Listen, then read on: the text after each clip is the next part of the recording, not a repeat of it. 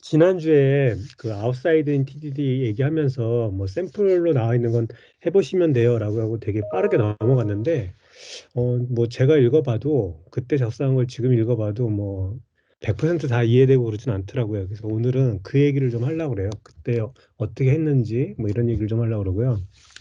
지난주에 말씀드린 것처럼 그 우리가 전통적인 TDD는 이제 상태를 조사하는 거죠. 어떤 내가 파라미터를 전달하고 어떤 계산 로직이 수행된 다음에 리턴되는 결과값 그거를 이제 보통 계산을 그 어서트를 하게 되는데 근데 이제 DB나 웹을 많이 사용하는 이런 우리가 주로 작성하는 비즈니스 애플리케이션은 그렇지 않은 경우들이 되게 많아요. 그러니까 뭐 컨트롤러를 테스트하려면 컨트롤러는 서비스나 레파지토리나 프리젠터 같은 애를 사용하게 되고 또 서비스는 레파지토리나 다른 도메인 객체를 사용하게 되지 자기가 로직을 갖지 않거든요. 결과적으로 보면 로직은 도메인 객체에만 있어야 되는데 도메인 객체는 대부분 보면 유닛 테스트 전통적인 방법의 유닛 테스트가 가능한 경우가 많아요. 근데 그 앞에 있는 그러면 뭐 컨트롤러 서비스 리파지토리는 테스트를 안 해도 되냐? 사실 뭐 안 할 수 있으면 제일 좋죠. 거기에 로직을 많이 안 두고 최대한 그 컨트롤러 서비스 리파지토리 이런 데는 테스트를 할 필요가 없게 만드는 게 가장 좋아요. 근데 말은 그런데 그렇게 하려고 이제 진행을 하다 보면은 개발할 때 좀 답답함이 생겨요. 굉장히 뭐 설계를 잘해서 탑다운이나 바텀업으로 설계를 잘해서 우리가 정말 유닛 테스트를 해야 되는 도메인 객체들만 가지고 우리가 다루면 좋겠지만 그렇게 하기에는 요즘의 세상은 그렇게 뭐 설계를 굉장히 구체적으로 많이 한다라는 게 적합하지 않은 세상인 것 같아요. 어, 애자일 얘기를 많이 하잖아요. 애자일, 뭐 애자일 트랜스포메이션 이런 얘기를 하는데 애자일로 가기 위해서 필요한 게 기본적으로 애자일하게 개발할 수 있는 기획 개발자들의 어떤 생산성에 관련된 역량이라고 생각이 돼요. 그래서 애자일이라는 거는 개발 역량이 어느 정도 되는 조직에서 적용하자고 만든 거지. 그런 게 전혀 없을 때 할 수 있는 일이 아니라고 그래요. 그러니까 애자일하게 개발한다는 얘기는 예전에 애자일이라는 말이 나오기 전에 사전 설계 방식, 워터풀 방식의 업프론트 사전 설계 방식을 할 때는 뭐 UML 뭐 이런 방법론들이 되게 많았어요. 그런 방법론을 가지고 굉장히 헤비하게 되게 타이트하게 설계를 했어요. 그리고 개발을 했어요. 거기에 맞춰서.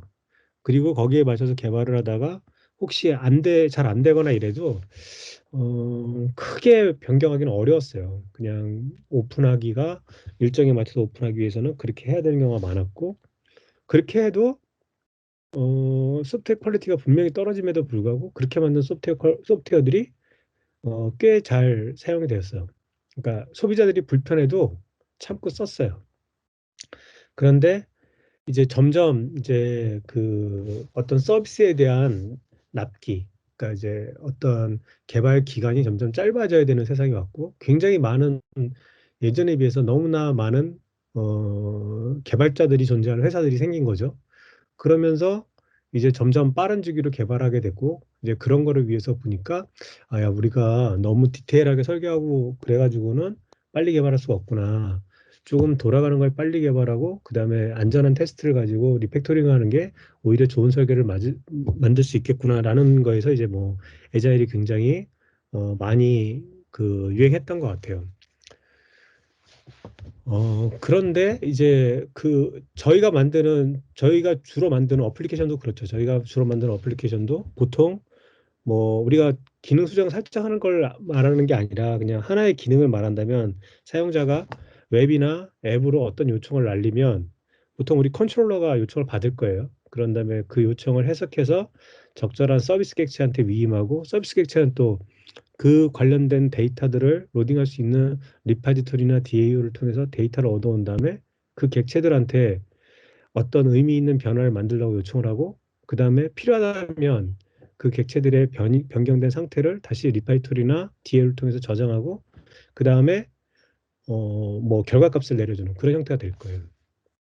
이제 그런 거를 사실 그 뭐 제가 주말에 잠깐 샘플을 만들어 봤는데 제가 만드는 샘플에서도 제가 생각했던 것처럼 되는 경우가 별로 없었어요. 되게 만들었다가 돌아가면 고치는 경우가 되게 많았거든요. 그래서 이제 그런 것들에 대해서 좀 알아보는데 먼저는 가장 이게 처음에는 이제 심플 도메인 모델링이라는 거를 하게 돼요. 근데 이게 뭐냐면 어, 도메인 도메인 모델이라는 말하고 객체지향 분석 설계라는 말하고 뭐 완전히 틀린 말이 아니거든요. OOP랑 도메인 모델이 완전히 다른 얘기가 아니에요. 근데 도메인 모델이라는 얘기를 분리해서 하는 얘기는 OOP, OOAD, 오브젝트 오리엔티드 어널리시스 앤 디자인 이럴 때는 굉장히 사전 설계를 헤비하게 했을 때예요. 근데 도메인 모델링이라고 얘기하는 거는 좀 더 러프하게 설계를 할 때를 의미하는 거예요. 예를 들면 뭐 로버트 C 마틴이 볼링 게임 그거를 이제 강연할 때 보여줄 때 볼링 게임의 설계를 그 밥 먹으면서 냅킨즈에 했다고 그래요. 그냥 입 닦는 냅킨에다가 그 간략하게 모델링을 했다가 실제로 그걸 가지고 이제 강연했다고 하고 그 다음에 에자일에서 얘기할 때 뭐 월요일 날 오전에 그 우리가 이 스프린트 동안에 개발할 회의 어떤 것들에 대한 컨셉을 잡는 회의를 할 때 담을 할 때 그냥 화이트보드에다가 러프하게 그림을 그리고 지운다고 해요. 왜냐면은 그거를 굳이 그거를 위키에 진짜 뭐 그 툴을 써서 이쁜 모델을 안 만들고 아 이런 느낌을 가지고 개발해야지라고 한 다음에 지운대요.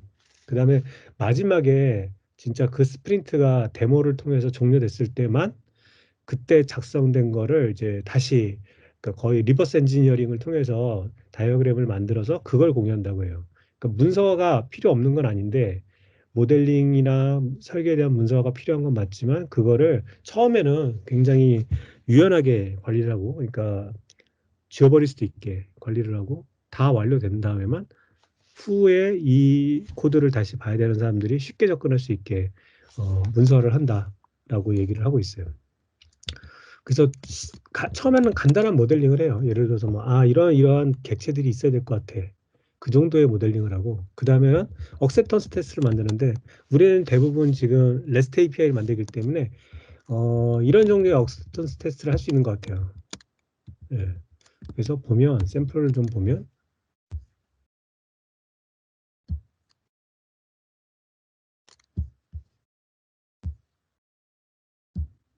음, 예를 들어서, 제일 쉬운 게 목 MVC 테스트일 거예요. 목 MVC 테스트 같은 경우는 그냥 오토 컨피규어 목 MVC 한 다음에 사실 여기 이제 이런 게 있죠. 익스텐드를 하고 그다음에 포트를 있고 그다음에 뭐 어플리케이션 프로퍼티스 같은 데 가보면 이제 뭐 메모리 DB를 쓸 거야. 그다음에 SQL을 보여줄 수 있게 이렇게 다이얼렉트를 지정하고 이런 거 정도를 해야죠. 그런 다음에 이 목 MVC라는 애를 이제 오토 와이어링해서 쓰게 돼요. 그다음에 지금 여기는 레파지토리까지 있거든요. 그래서 레파지토리에서 셋업 매번 모든 메소드가 시작되기 전에 이제 그 데이터를 모두 지우고 그 다음에 이제 100명석이라는 인플로이 하나만 세이브를 해요. 그런 다음에 이제 이 테스트를 돌리게 되는데 여기서는 뭐 이름을 뭐로 줬냐에 따라서 그 반환되는 메시지가 다른 아주 간단한 거거든요. 근데 실제로 목 MVC 쓰는 부분은 이렇게 생겼죠. 근데 이게 뭐 목 MVC 쓰는 것도 괜찮은 것 같아요. 많이 어렵지 않아요. 그리고 목 MVC만큼 많이 썼던 게 뭐 테스트 레스트 템플릿 같은 게 있을 것 같아요. 테스트 레스트 템플릿을 쓰면은 이제 뭐 이렇게 되겠죠. 레스트 템플릿을 만들고 여기서는 이제 실제로 어, 테스트 레스트 템플릿 갖고 뭐 개포 오브젝트 혹은 익스체인지 이런 걸 통해서 겟 메소드랑 포스트 메소드를 날릴 수가 있겠죠. 그런데 어서트를 하는 거예요. 이런 게 있고.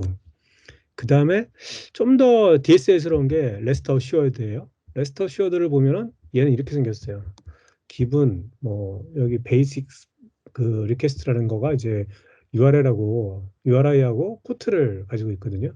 거기다가 패스를 지정을 해요. 패스를 지정하고 받아온 다음에 스테이터스를 확인하고 그다음에 바디에 텍스트가 내가 원하는 텍스트인지 확인하는 거를 좀 더 DSS럽게 표현한다고 하는데 뭐 다른 것들도 그런 것 같아요. 뭐 여전히 보기 아주 편한 건 아닌 것 같아요. 이런 게 있고 그다음에 이거를 그루비로 이용해갖고 스포그로 짤 수도 있어요. 그러면 여기 이제 뭐 테스트 코드가 있는데 얘네 같으면 좀 더 테스트가 읽기 쉬워요. def 한 다음에 테스트명을 여기다가 이렇게 한글로도 쓸 수 있죠. 이렇게 그냥 쓰고 그다음에 이 expect 다음에나 뭐 이런 데다 뒤에다도 글을 쓸 수가 있어요. 그래서 조금 더 이 테스트 코드들이 읽기 쉽게 억셉턴스 테스트를 만들 수 있는 것 같아요. 근데 스포그 쓸 때는 레스트 어슈어드 말고 그루비에 있는 HTTP 빌더를 또 추천하는 게 있더라고요. 걔를 보면 이렇게 생겼어요. 이렇게. 예. 만약에 여기 데프에도 우리가 어떤 문제가 쓸 수 있고 이 웬에도 어떤 문제가 쓸 수가 있고 den에도 쓸 수 있고 이 웨어에도 쓸 수 있겠죠. 다음에 이렇게 쓸 수 있어서 좀 더 뭐랄까 그 테스트를 읽기 쉽게 그렇게 해주는 게 있는 것 같아요. 그리고 좀 더 간결하죠. 뭐 여기 보면은 그냥 get은 그냥 이렇게 한 번에 되는 모습을 보여주고 있어요.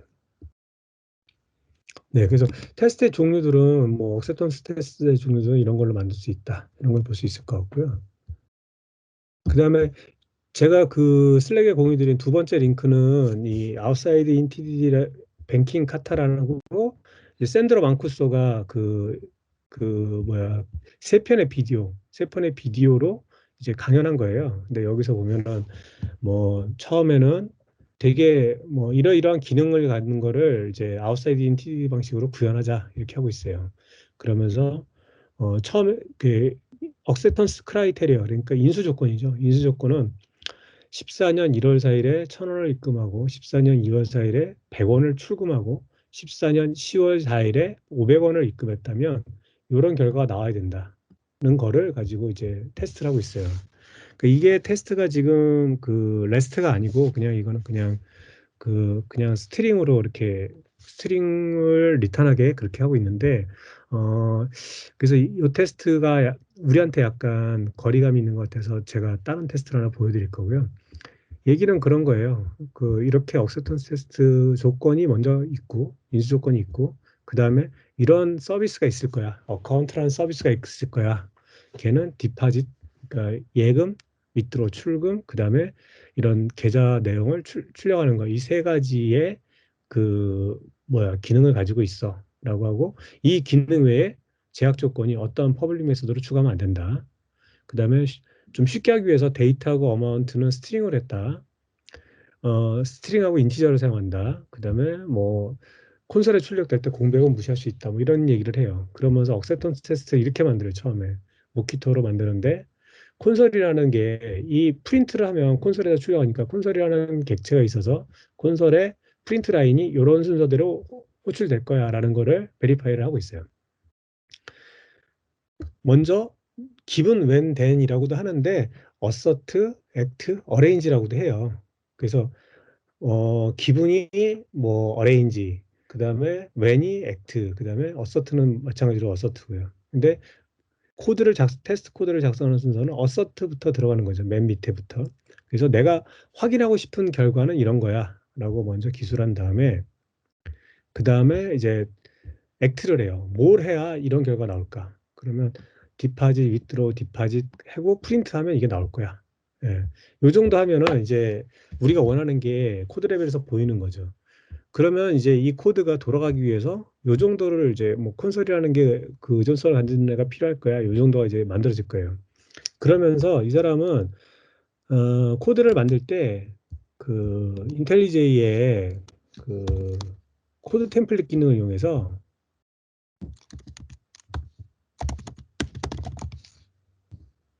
여기 보면 파일 앤 코드 템플릿에서 여기 그러니까 임플리멘테이션을 하거나 아니면 뉴 메소드 바디를 할 때 이렇게 바꿔놨어요. 원래는 이거거든요. 이건데 여기서 이거를 제가 코멘트 아웃하고 throw new unsupported operation exception 그다음에 클래스 네임의 바디 메소드 이거는 아직 임플리멘트 되지 않았어라고 한다면 이제 좀 쉬워지는 거죠. 예를 들어서 뭐 여기서 내가 새로운 메소드를 만들어요. 어, 여기서 만들면 좀 그렇구나. 그리팅 서비스. 얘는 없네요. 지금 얘를 어카운트 API라는 거를 구현하고 있는 어카운트 컨트롤러라는 놈이 있거든요. 얘에서 내가 만약에 자 이걸 지울게요. 지우면 이제 임플리멘트가 부족하니까 새로운 코드를 임플리멘트 하라고 나올 거잖아요. 그러면 이렇게 임플리멘트 하면 이런 식으로 나오는 거예요. 그냥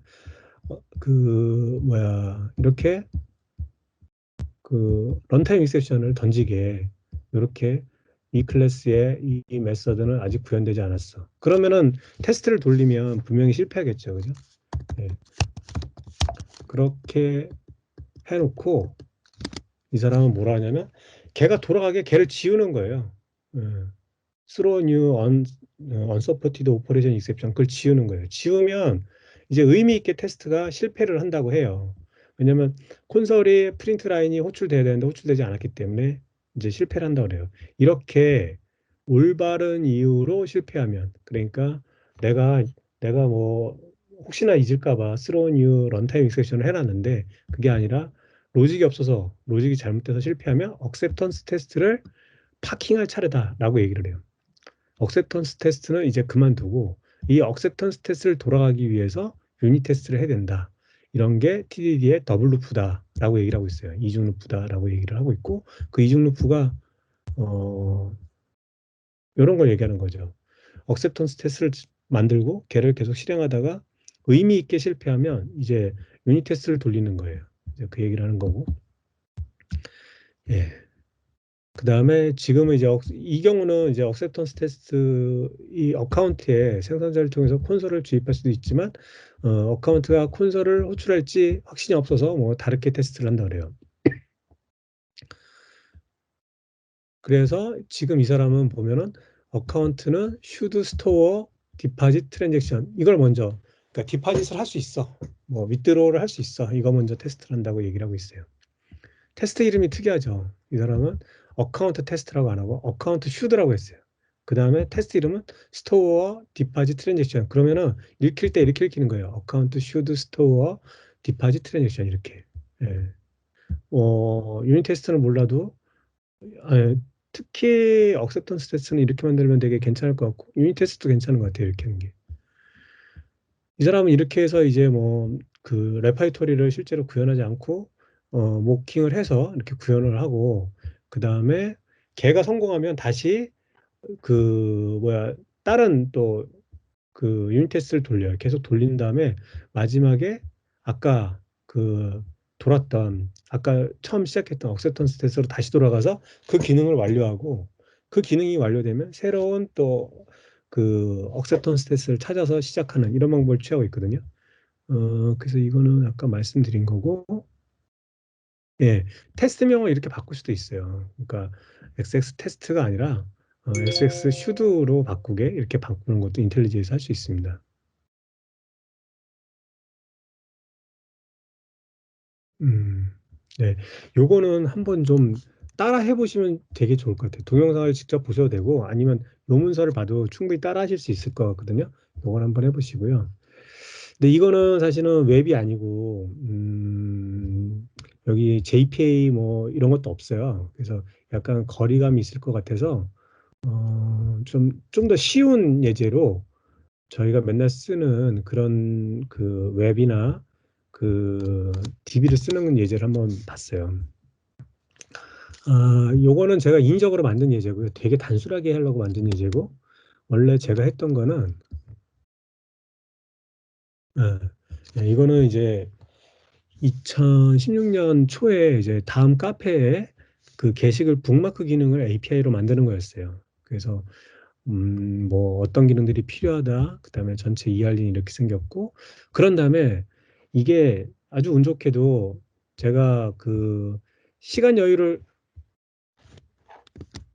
시간 여유를 가지고 그 기한을 약간 미루면서 만들 수 있는 거라 테스트 코드 작성 안 하고는 한 줄도 작성 안 하겠다라는 그 원칙을 준수하면서 만들어 봤거든요.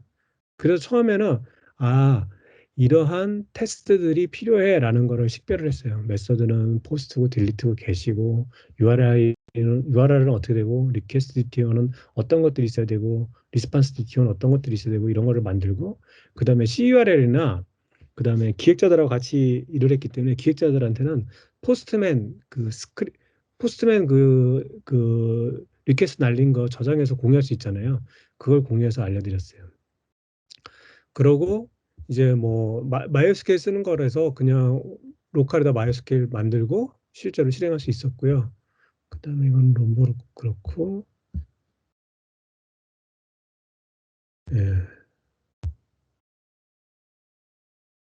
그런 다음에 이제 크게 아키텍처를 생각해 봤는데 아키텍처는 그냥 되게 단순했어요. 컨트롤러 호출하면 서비스를 호출하고 서비스에 리퀘스트 DTO가 있고 리스판스 DTO가 있고 얘가 사용하는 어떤 도메인 모델들이 있을 거고 얘는 어떤 레파이토리 인터페이스를 사용할 거고 그거에 대한 구현체는 또 인프라 쪽에 있을 거고 예, 이런 이 인프라 쪽에 있는 레파이토리 구현체는 DB를 보내줄 수 있을 거고 다른 API 서버를 보는 애들도 여기에 있을 거다. 예, 이렇게 러프하게 그렸고요. 예, 그다음에 뭐 컨트롤러는 뭐 하는 거고 서비스는 뭐 하는 거고 컨트롤러는 뭐 또 뭐를 해 뭐 이런 거를 간단하게 그렸어요. 그런 다음에 구현을 할 때는 억셉턴스 테스트를 구현 전 요구사항 분석 시 생성을 해서 만들었고요. 억셉턴스 테스트를 만들었을 때 제일 좋은 점은 언제 멈출지, 내가 지금 구현해야 되는 거에 몇 퍼센트를 내가 완료했는지 이거를 명시적으로 알려주는 것 같았어요.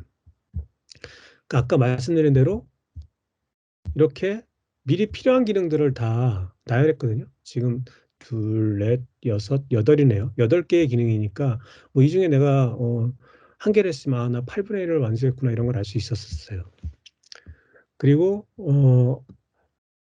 언제 멈출지 억셉턴스 테스트 완료되면 그러면 이제 그 기능은 끝난 거예요. 다른 기능으로 넘어가면 돼요. 그다음에 이 억셉턴스 테스트를 돌리기 위해서는 TDD를 N번 수행했어요. 어떤 경우에는 ETDD는 유닛 테스트 그러니까 전통적인 트레디셔널 그 TDD를 의미하는 거고 억셉턴스 테스트는 이제 아웃사이드인 그 TDD를 의미하는데 이 아우터 루프 하나를 돌리기 위해서 안에 이너 루프는 N번을 돌렸었어요. 그 다음에 스프링 인티그레이션 썼고 뭐 로직이랄 게 별로 없었어요. 되게 단순한 어플리케이션이라서 그냥 대부분 DB 인서트 업데이트 이런 게 그냥 뭐 다른 API로 호출하거나 SQL 정도를 작성하면 됐었어요. 이때는 제가 JPA나 마이바티스를 쓰지도 않고 그냥 JDBC 템플릿으로 했어요. 일부러. 그거면 충분할 것 같아서. 예, 그렇게 해서 SQL 작성이나 다른 API 호출하는 정도면 됐고 가끔 이제 고민되는 로직이 있었어요. 뭐 정규식을 사용한다든가 그다음에 태그를 가지고 두 개의 셋을 태그 셋이 있는데 그 태그 셋을 두 개를 합치거나 빼거나 이런 게 있었거든요. 이럴 때만 이제 유닛 테스트를 만들어서 뭔가 로직을 만든 다음에 개선하는 그런 작업을 했어요. 그다음에 예, 그렇게 작용해서 실제로 이제 프로덕션 코드 없이 테스트를 만드는 일은 없게 그렇게 할 수 있었고요. 그거를 이제 그때 경험을 가지고 좀 설명을 위해서 좀 쉽게 만들어 봤어요. 이건 저번에 말씀드린 거니까 넘어가고요. 이 부분은.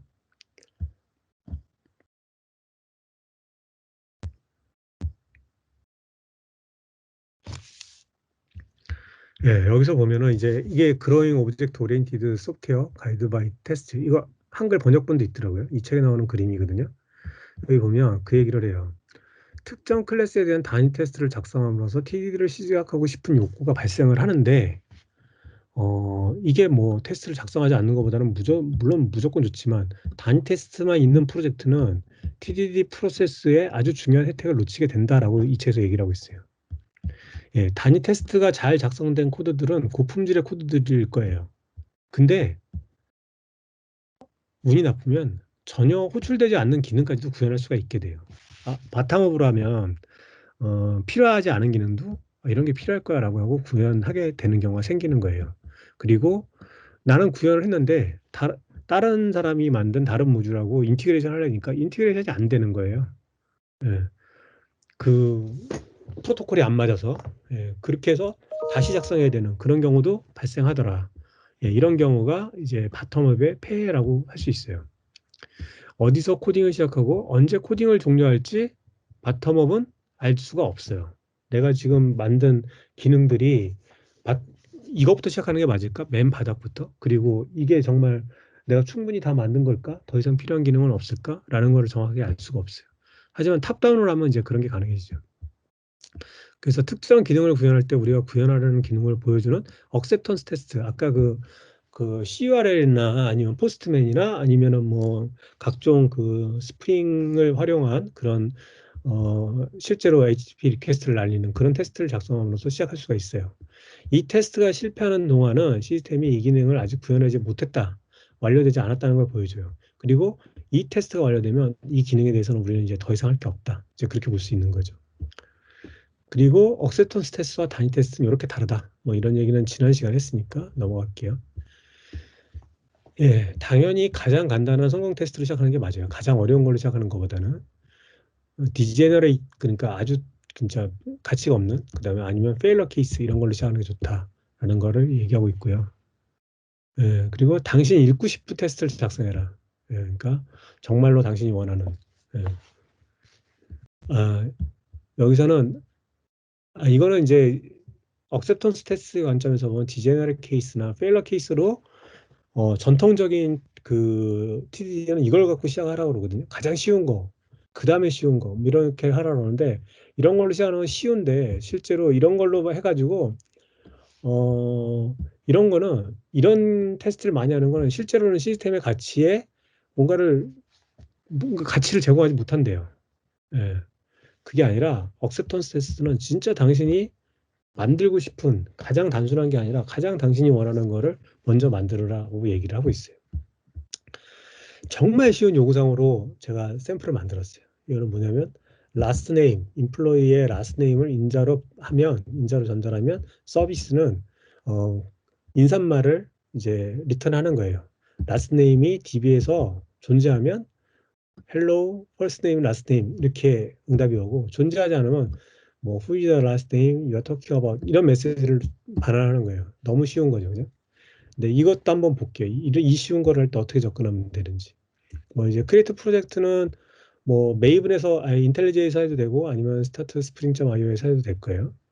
그렇고 억셉턴스 테스트를 이렇게 짰어요. 처음에 이 위는 좀 된 코드라 요즘은 아마 다른 방법도 런잇이 아니라 이제 익스텐드 윗으로 바꿔야 되죠. 일단 뭐 이렇게 좀 바뀌었을 거예요.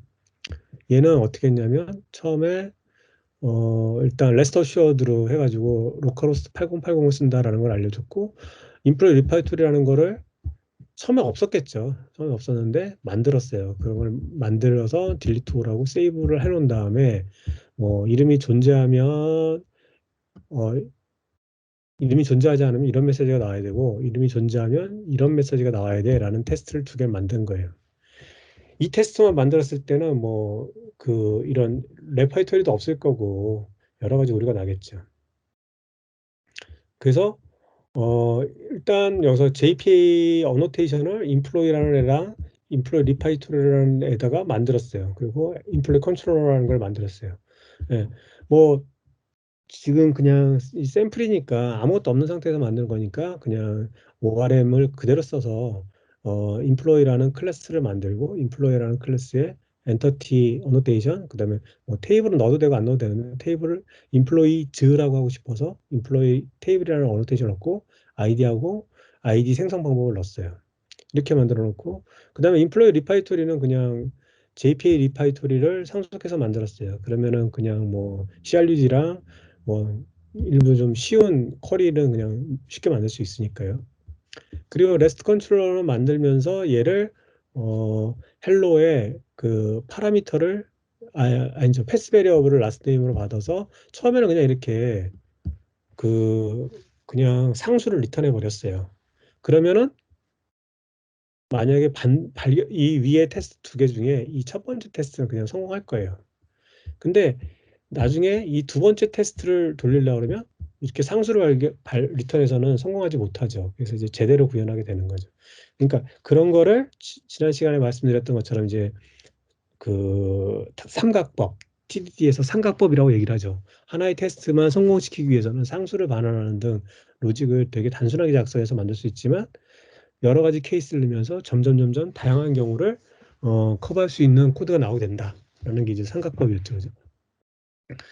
그 다음에 여기서 이제 실제로 컨트롤러에서 이렇게 하드 코딩된 결과를 반환하면 두 가지 경우는 못하니까 제대로 로직이 이제 필요하게 됐어요. 그러면 이제 제대로 된 로직이 필요하게 될 때 이제 컨트롤러에 대한 서 컨트롤 그뭐 테스트가 또 들어가게 되겠죠. 컨트롤러는 이런 일을 해야 돼요. 사용자 요청을 해석해서 뭐 스프링 MVC 사용하게 되면 이런 해석은 뭐 패스 베리어블 파라미터 그다음에 리퀘스트 바디 뭐 이런 걸 가지고 제이선을 받거나 이럴 수도 있죠. 그죠? 그다음에 컨트롤러에서 할 수 있는 밸리데이션을 컨트롤러가 하는 거예요. 물론 그 밸리데이션 메서드는 자신이 가질 수도 있고 별도의 밸리데이터가 가질 수도 있어요. 그런다면은 서비스를 위임하는 거예요. 자기가 하는 일은. 그다음에 서비스에서 리턴을 받으면 다음 페이지 뭐 이거는 예전 그냥 뭐 레스트가 아니라 그 화면까지 뷰까지 가지고 있는 웹 애플리케이션에서는 다음 페이지를 결정하는 거고요. REST API에서는 다음 페이지를 결정할 필요는 없죠. 그냥 REST 결과를 반환하면 되죠. 이런 책임이 컨트롤러의 책임이에요. 이제 이 책에 그렇게 나와 있고요. 그래서 여기서 이제 컨트롤러에 실제 로직을 넣으면 안 되기 때문에 컨트롤러 대신 우리는 서비스 객체가 필요한 거예요. 이렇게 그리팅 서비스라는 게 필요하게 됐어요. 이런 거를 점진적으로 발견하게 된 거예요. 아웃사이드 인티리를 통해서. 그래서 그리팅 서비스라는 거를 컨트롤러에다가 선언을 했어요. 요즘 같으면 이렇게 얘를 뭐 프라이빗이라고 두고 오토바이어 안 하고 그냥 뭐 프라이빗 파이널 한 다음에 뭐 리콰이어드 아그스 컨스트럭터 이렇게 어노테이션을 주면은 주입이 되겠죠. 근데 이건 되게 예전에 쓴 거라. 네. 얘를 만들어야 돼요. 그러니까 얘를 만들려고 보니 이제 이 서비스에 대해서 유닛 테스트를 만들어야 되는 거예요. 그래서 서비스에 대한 유닛 테스트를 만드는데 이렇게 했어요. 처음에는 난이그 익지스팅을 보내면 어서트로 이게 와야 돼. 예. 이렇게 하는 게 맞아요. 이렇게 하는 게 맞는데 근데 이렇게 해가지고 서비스를 제대로 구현하려고 그러니까 되게 멀어 보였어요. 제 생각에는. 그래서 좀 더 쉽게 하는 거를 생각을 해봤어요. 그냥 서비스에서 구현할 거를 이 서비스에서 구현해야 될, 이 서비스에서 구현해야 될 거를 그냥 이 테스트에다 다 구현했어요. 여기 보시면, 예. 기존의 테스트는 그냥 커멘트 아웃 했어요. 지우지는 않았어요. 이거 나중에 가보면 알아요. 왜 안 지웠는지. 그런 다음에 내가 원하는 일이 일어나도록 코드를 테스트에다 다 넣었어요. 그러니까 난 existing name하고 existing name이 있는데 first name, last name은 이거야. 그러면 리파이토리라는 게 있는데 걔한테 find by last name으로 하면 난 existing으로 하면 empty를 리턴하고 existing으로 하면 employee를 리턴해. 그렇게 어레인지를 해놓죠. 어레인지를 하고 액트를 할 때, 그 다음에는 이제 실제로 서비스를 콜한 게 아니라 리파이토리를 그냥 여기서 콜해봤어요. 콜한 다음에 메시지를 받은 다음에, 그게 만약에, 여기 지금 empty를 리턴하게 됐잖아요. empty이면 who is the non-existing you are talking about 이걸 리턴하게 되고, 그러지 않으면 뭐 last name, first name, last name을 포매팅해서 리턴하게 로직을 넣었어요. 그 다음에 어서트를 했어요. 얘도 똑같은데 여기는 이제 난 이그지스팅이 아니라 이그지스팅 네임을 넣어서 넣었어요. 예. 그러면 이 테스트를 돌려서 내가 만들려고 하는 로직이 맞는지 안 맞는지를 되게 쉽게 확인해 볼 수 있는 거예요. 예. 이때 이제 뭐 실패하는지 인자를 바꿔가서 이제 뭐 다 확인할 수가 있었단 말이에요. 그런 다음에 어떻게 했냐면 이제 리팩토링을 준비했어요. 이 테스트에서 이런 부분들은 필드를 올리고요. 그 다음에 기분은 셋업으로 옮겼고, 그 다음에 여기 보면 그 베리어블을 추출해서 요 로직하고 요 로직에 이제 이 밑에 로직을 메소드로 뺄 수 있게 그렇게 하는 준비를 했어요. 그런 다음에 이제 익스트랙트 메서드를 한 다음에 그 메서드를 테스트에 있던 요 메서드를 이제 실제 서비스로 옮긴 거예요. 그러니까 얘는 지금 이 테스트에서 돌아가던 코드였단 말이에요. 그러니까 이 코드를 일일이 옮기면 이 코드는 무조건 돌아가는 거죠. 이 테스트가 있으니까. 예. 그래서 저는 TDD가 어려워라고 얘기를 할 때 여러 가지가 있을 텐데 TDD를 만든 다음에 TDD를 잘하려면 돌아간 다음에 리팩토링을 잘해야 좋은 설계를 가지니까 그건 좀 어려울 수 있어요. 리팩토링을 할 때 쉬운 리팩토링뿐이 아니라 좀 어려운 것도 있잖아요. 뭐 인터페이스로 추출하거나 클래스 하이라키를 만들거나 뭐 스테이트나 스트레티지 패턴을 적용하거나 이런 건 좀 어려울 수 있어요. 근데 이렇게 돌아가게 만드는 거를 테스트해서 작성한 다음에 그거를 그대로 익스트랙트 메소드를 한 다음에 여기 있는 메소드를 이 서비스 메소드로 무브하는 거는 인텔리제에서 다 할 수 있거든요. 여기다 내가 그리팅 서비스라는 걸 선언만 해놓으면 글리 옮기는 건 인텔리제를 할 수 있단 말이에요. 그러니까 이런 TDD는 되게 좋지 않나. 왜냐면 내가 테스트에다 한 줄 한 줄 쓴 다음에 바로바로 실행시켜보고 디버그도 해볼 수 있고 뭐 디버그는 안 하는 게 더 좋겠지만 바로바로 돌려보고 다 돌려본 다음에 이쪽에다가 옮긴다면 그럼 얘는 굉장히 견고한 테스트 코드가 될 테니 예. 그런 다음에 여기서는 지금 보면은 뭐 이 메서드를 이렇게 여기 있던 메서드 1 뺀 거예요. 이 순서가 그림이 순서가 잘못됐네. 이렇게 뺀 다음에 이 메서드를 이제 그리팅 서비스로 옮긴 거거든요. 예, 그림 순서가 잘못됐네. 얘가 먼저이고 그다음에 얘가 이렇게 된 거예요. 예. 그다음에 테스트를 이제 보면은 우리가 초기에 의도했던 테스트는 난닝 existing 있고 메시지를 구한 다음에 어서트 하는 거예요. 근데 여기 보면은 난닝 existing 있고 메시지를 구한 다음에 어서트 하고 있고 existing 있고 메시지를 구한 다음에 어서트 하고 있어요. 그러니까 이 커멘트가 그대로 메서드로 테스트 메서드로 나왔어요. 그러면 이제 이 커멘트 된 코드는 지울 수 있겠죠. 중복이잖아요. 얘네들하고 똑같이 있으니까. 그런 다음에 이제 컨트롤러에 대고 실제로 서비스 사용하게 바꿔주는 거죠. 서비스를 여기서는 지금 주입을 안 바꾸고 있는데 주입하게 바꿨단 말이에요. 그리고 그 레파이토리도 실제로 주입하게 바꾸고 그런 다음에 테스트 코드에서는 이제 실제로 이제 그 레스트 호출을 하는 거죠. 레스트 아까 같이 서비스를 아니고 이제 컨트롤러에 대한 인티그레이션 테스트를 고치면 제대로 다 인티그레이트 된 컨트롤러 서비스 레파이토리가 엮여 있는 코드가 돌아가게 돼요. 예. 여기서 하고 싶은 얘기가 이제 그거였어요. TDD가 느린가? 테스트 드리븐 디벨롭먼트를 하면 작성하지 않아도 되는 테스트 코드를 작성해야 되니까 느리다.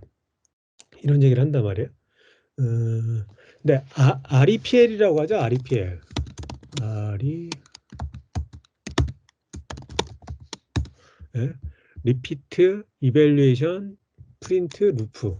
이 리피트 이밸류에이션 프린트 루프. 그러니까 뭐 그 인터프리트 랭귀지에서는 한 줄 칠 때마다 결과가 바로바로 나오잖아요. 그러니까 그 결과를 가지고 굉장히 빠른 피드백을 받으면서 개발을 할 수 있단 말이에요. 근데 컴파일러 랭귀지는 어 사실 자바는 인터프리터지만 자바는 컴파일 방식으로 지금은 되고 있잖아요. 이런 스태틱 랭귀지는 내가 한 줄 한 줄 쳤을 때 확인해 보기가 되게 어려워요. 근데 TDD로 작성한다면 한 줄 한 줄 쳤을 때 테스트를 실행해 볼 수가 있어요. 물론 그 테스트가 스프링 부트 테스트면 느릴 수밖에 없겠죠. 근데 만약에 스프링 부트가 개입하지 않은 테스트면 굉장히 빠르게 수행할 수가 있을 거예요. 근데 스프링 부트가 개입된 테스트라고 하더라도 내가 자료를 가지고 실행한 다음에 내가 뭐 CURL이나 포스트맨 같은 걸 가지고 테스트하는 것보다는 ID에서 테스트해 보는 게 훨씬 빠를 거예요. 그래서 저는 TDD가 한 줄 한 줄 단위로 작성해서 실행해 볼 수 있는데 마치 다이내믹 랭귀지가 갖는 REPL의 그런 장점처럼 TDD가 느릴 수 없다라고 생각이 되고요. 그다음에 REPL은 개발할 때는 다이나믹 랭지로 REPL 방식으로 개발할 때는 되게 좋아요. 빨리빨리 개발할 수 있으니까. 근데 문제는 리그레션이 안 돼요. 그 REPL로 작성했던 코드를 거기서 검증했던 이런 것들을 정말 좋은 코드로 테스트 코드로 남겨놓지 않는다면 리그레션 테스트가 안 되거든요. 나중에 돌아오고 나는데 살짝 누가 고쳤어. 그럼 다시 테스트하려면 굉장히 괴로울 수 있어요. 근데 스태틱 랭귀지에서 제공하는 이런 테스트는 리그레션 기능이 굉장히 강력하다고 볼 수 있죠.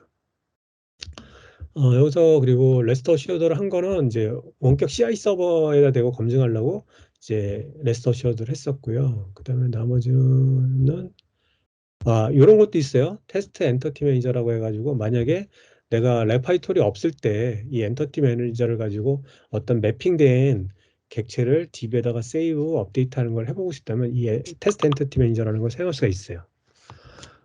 이렇게 해서 오늘 말씀드리려고 했던 거를 다 마친 것 같아요. 샘플을 좀 보면은 예, 여기 제가 그 센트럴 왕쿠스에 있는 거를 그걸 한번 테스트를 해보려고 만들었거든요. 어, 예, 뭐 이런 거죠. 이제 실제로 내가 이 포스트 트랜지션이라는 거는 이 API로 포스트 메서드를 날리는데 이 페이로드를 가지고 제이슨 페이로드를 가지고 포스트 메서드를 날려요. 그러니까 어떻게 하냐면 처음에는 500원을 추가하고 100원을 빼고 1000원을 추가하는 이거를 순서대로 돌면서 예, 순서대로 돌면서 호스트를 해요. 그다음에 그 트랜지션을 갖고 와요. 갖고 온다는 거는 이제 이렇게 이 API 되고 겟 메소드를 날려서 그 바디를 이제 가지고 검증을 하는 거죠. 그 바디를 가지고 바디가 음, 네, 얘랑 같니? 라고 비교를 하는 거예요. 물론 이런 거를 검증할 때 이렇게 스트링으로 안 하고 뭐 첫 번째 엘리먼트는 얘가 맞니? 제이슨 패스를 해가지고 할 수가 있을 거예요. 근데 그렇게 하려면 어서트가 되게 여러 개가 돼야 돼요. 그래서 귀찮아서 저는 그냥 이 스트링으로 비교를 했어요. 그런 거를 그 전에 워킹 이펙티블리 레거시 코드 할 때 이제 캐릭터라이제이션 테스트라고 했죠. 그 리스폰스 받은 거를 굉장히 이상한 스트링하고 비교해서 틀렸다라는 거를 한 다음에 이제 그런 얘기죠. 이게 지금 얘가 도나 모르겠네.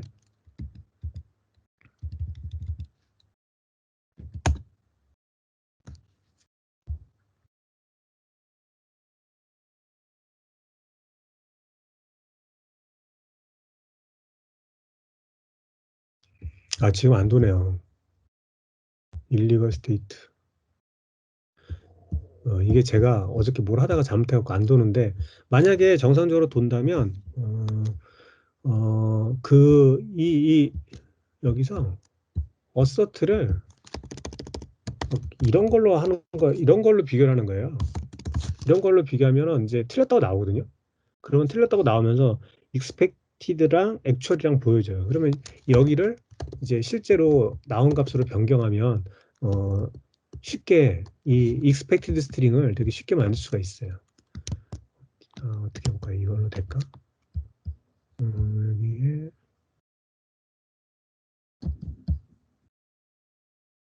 음, 네, 이걸 해볼까요? 될까?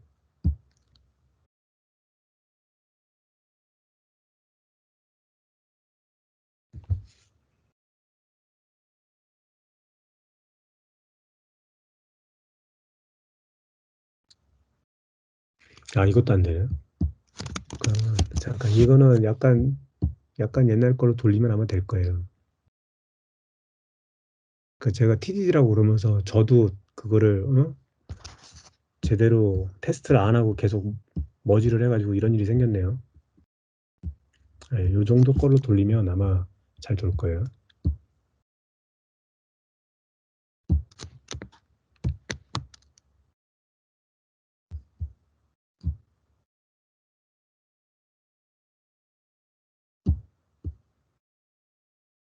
네, 다시 돌려보죠.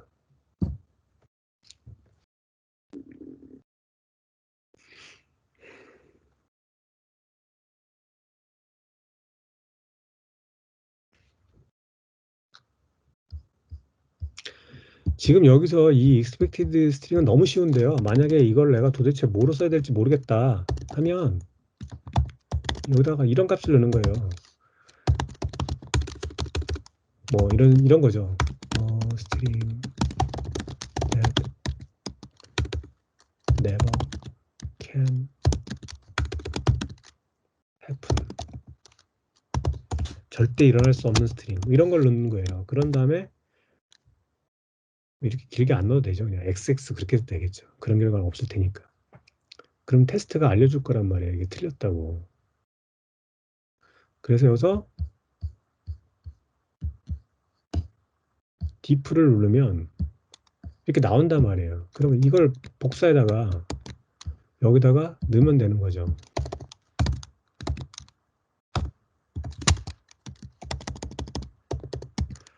이렇게 하고 이제 돌려보면 이제 통과되겠죠.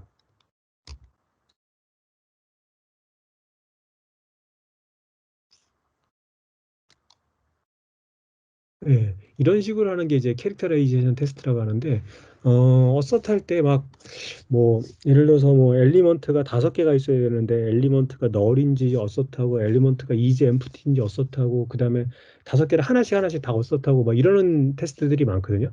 그 코드는 라인 수가 적은 게 제일 좋아요. 그럴 거면 그냥 이렇게 한 번에 어서트하는 것도 좋은 방법인 것 같아요. 오늘은 여기까지 말씀드리면 되는데, 요 관련된 링크는 제가 공유 드렸고, 한 번씩 해보시면 재밌을 것 같고, 그다음에 궁금하시거나 이런 거는 혹시 지금 말할 분 계시면 하시고, 아니면 슬랙으로 물어보시면 좋을 것 같아요.